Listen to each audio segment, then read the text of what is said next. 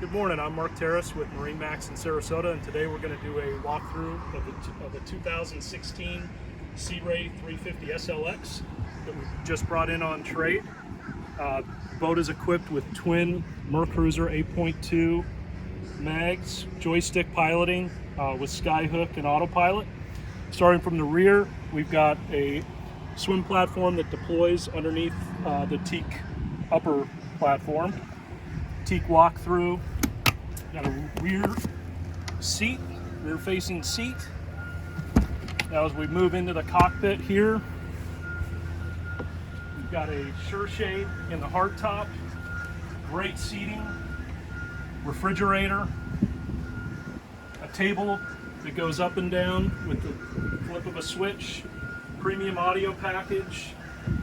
This boat has dual ray marines at the helm, again the joystick piloting, trim tabs, full head, vacuum flush and overboard discharge. This boat is actually equipped with AC. You've got AC at the cockpit here, as well as in the mini cabin here. And that's run with an inverter, windlass anchor, spotlight.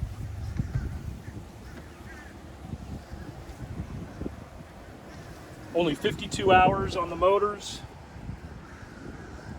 This boat is ready to go.